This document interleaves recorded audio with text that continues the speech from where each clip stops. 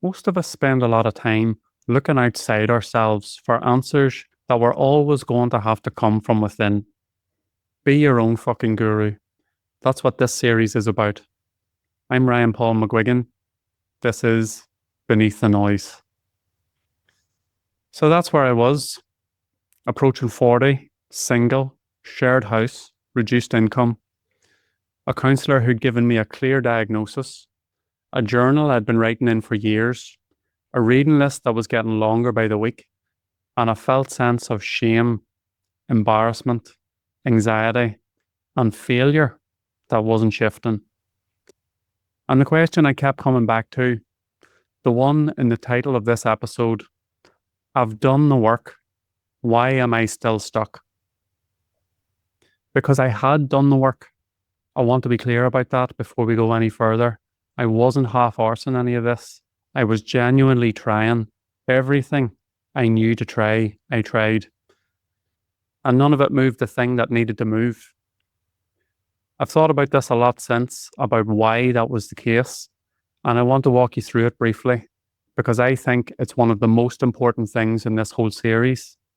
And I suspect it might be one of the most important things that you'll hear in a long time if you've been doing your own version of the same thing and still finding yourself stuck.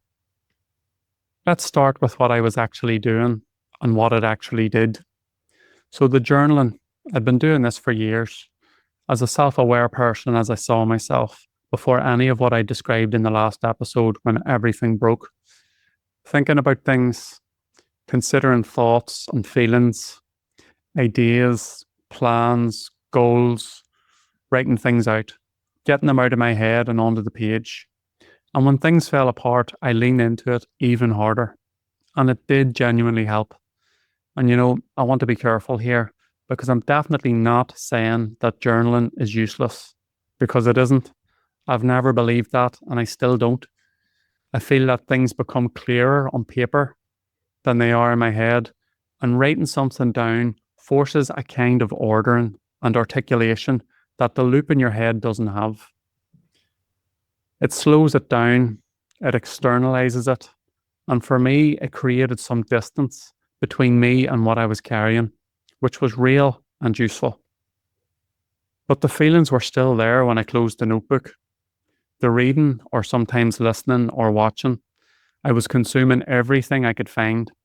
Psychology topics about identity, about transition, articles about how to stop overthinking, how to stop anxiety, building this increasingly detailed intellectual picture of what was happening to me and why, and what I could do about it. And again, useful, genuinely.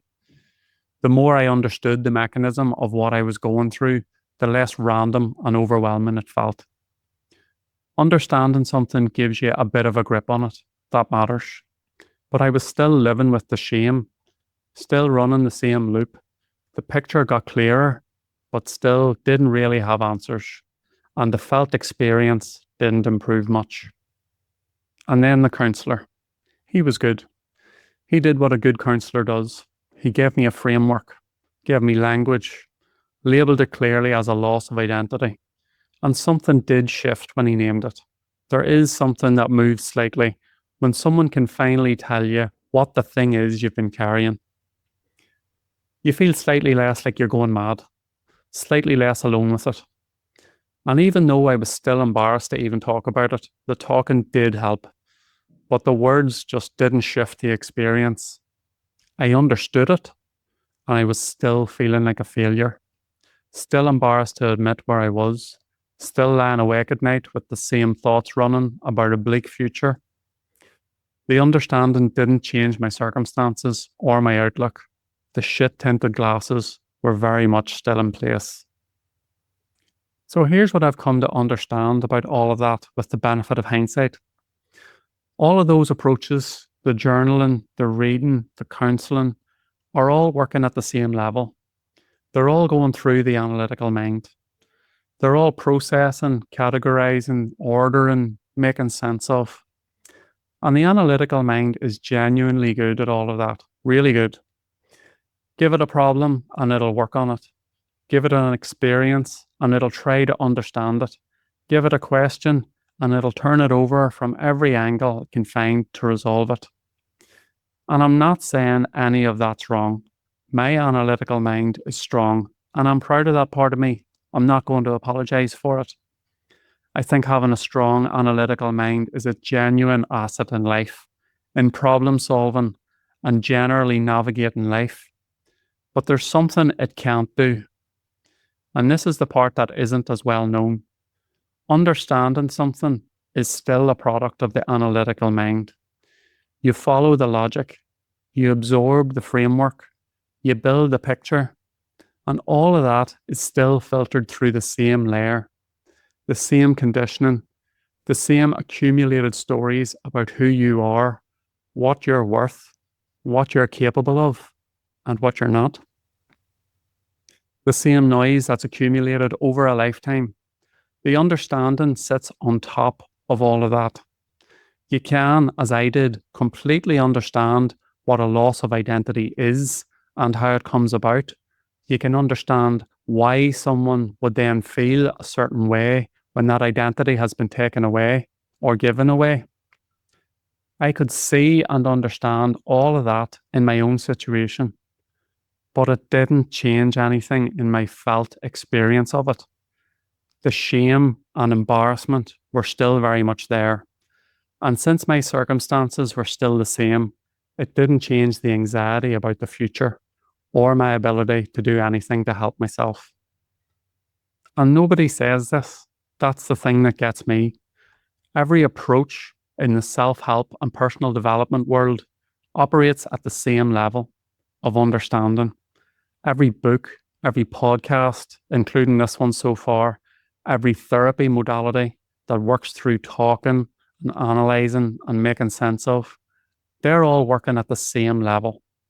And if you've been doing all of that for months or even years and still feel stuck, the assumption you're probably been making is that it's your fault, that you're not smart enough, that you're not capable of shifting, that your situation is worse than everybody else's because this stuff works for them, or that you're not trying hard enough, you're not disciplined enough, that you haven't found the right framework yet. You just need more information, more time to go over it again. But that's not what's going on.